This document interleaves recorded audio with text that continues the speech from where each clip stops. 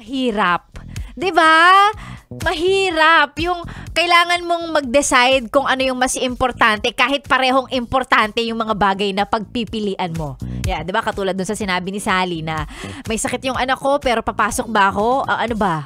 'Di ba? Yung mga ganun, tapos may maririnig ka pang sasabihin ng ibang tao tungkol sa 'di ba? Na hindi naman nila alam kung ano yung pinagdadaanan mo. Ay, talaga naman. Eto, sabi naman ni Mirni Gabriel, adulting is for me stressful. Ang daming problema, ang daming kailangan pagtuunan ng bayarin at atensyon. O 'di ba? Ito yung sinasabi ko sa inyo, ako personally mas nakakaipon ako nung estudyante ako. Or hindi naman, well, nakakaipon naman ako ngayon, pero parang mas madaling mag-ipon nung estudyante ka pa lang na ang tinitipid mo lang ay yung sarili mo lang, 'di ba? Pag hindi ka kumain, edi extra baon na 'yon. Kumbaga, pwede mo nang itabi. Ngayon, hindi naman pwedeng hindi ka kakain. Kung hindi ka man kumain, meron ka pa ring ibang pagbabayaran. Yung mga ganung effect, 'di ba? Nakakaloka na lang kung minsan, pero ay, sobrang totoo.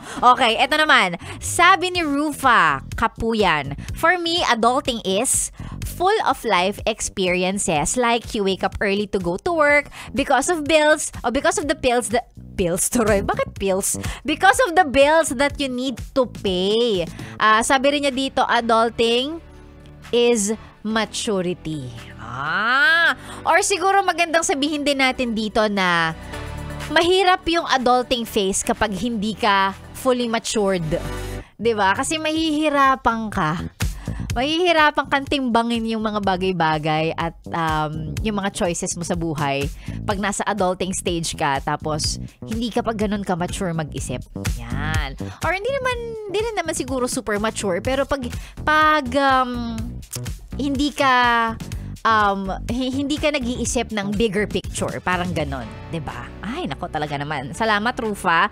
Eto, sabi naman ni Jane Pineda, for me po, adulting is nakakaiyak.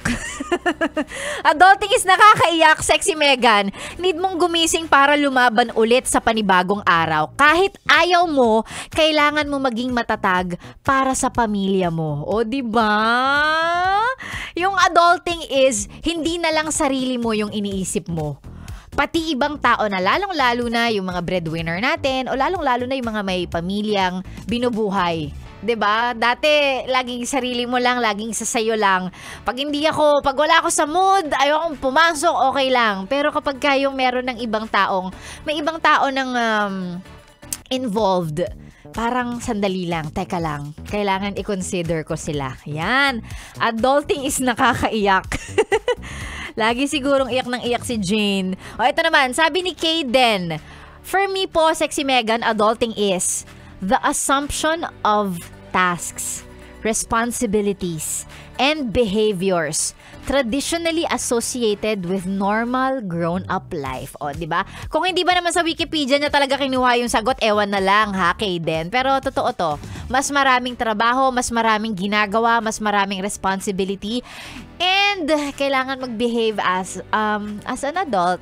Yung hindi ka na bata Tanda ka na, ganon. Ito, last na to para sa batch natin o sa batch na to ng answers ng adulting is blank. Ito rin yung pinakagusto kong sagot because I can totally agree with this answer. Sabi ni Paul Minya, adulting is not for fainted hearts or hindi para sa mga mahihina. Yan. At kung sa tingin mo mahina ka, kailangan mong mag-level up because adulting stage ka na ng buhay mo. Kailangan mo siyang kayanin. Kailangan mong maging matatag because wala ka namang choice. Yun yung pinakamasaklap doon. Wala ka namang choice. So, kailangan gawin mo na to. Yan. Hi, adulting. Ayan. Ito yung normal din naman kasi na takbo ng buhay natin. Mangyayari siya, wala tayo talagang choice. So, kailangan na lang nating maging matatag. Maging matatag, Diyos ko Lord. Ayan, sa mga nasa adulting stage at nakaka-relate sa lahat ng mga binasa nating sagot mula sa FB friends natin na nakakaiyak ang adulting, hindi pwede sa mga weak. Para sa mga, 'di ba? Oy, nako. Ayan, mga laban lang. Oo, yun lang ang masasabi ni Sexy Megan. Laban lang and try to see the good parts, no? Kasi yung mga nabasa natin, parang talagang pagod na sila sa buhay. Normal naman yun, mapapagod talaga tayo. Pero it's all about, all about, finding rest sa mga, yung mga bagay na pwede kang makapagpahinga, 'di ba? Mahanap mo yung mga bagay na makakapagpaligaya sa'yo para kung napapagod ka man, pwede naman magpahinga, pwedeng huminto saglit, pwedeng mag-breakdown saglit, no? May yung sumagot kanina, nakakaiyak daw ang adulting. Sige lang, go. Kung kailangan mo umiyak, kung kailangan mo mag-breakdown, go lang. And then pagkatapos noon, laban ka na ulit. Kasi gano'n naman eh. Bukod sa wala kang choice, gano'n ang buhay, B. Yan. Kaya mo yan. Yun lang ang masasabi ko. Kaya natin to. Ganon. Hirap na ba yan? Hirap na sa adulting life. Kaloka. Maraming salamat sa lahat ng nag-share, no, ng kanilang sagot for today's video. Mukhang maraming nakarelate. Ayan, maraming pagod na sa buhay. Bukas ulit! Ganon, ha? Bukas ulit, alas 6 hanggang alas 9 po ng umaga. Sexy Megan, ang inyong makakasama, bubulabugin ang inyong umaga. Also, papaalala ko na lang din, huwag kalimutang i-follow, i-like, at mag-subscribe sa lahat ng mga social media accounts namin para updated kayo sa kung ano mang ganap ng mga beshi ninyo dito sa Yes, the Best Manila. I'll see you guys again tomorrow, alas 6 hanggang alas 9. Kasama niyo po ang inyong ka-sexy time, tuwing 6 to 9. Sexy Megan, dito lang sa stasyong nakakayak, nakaka-fresh. 101.1, yes, the best. Good morning. Have a great Wednesday, everybody. Mwah!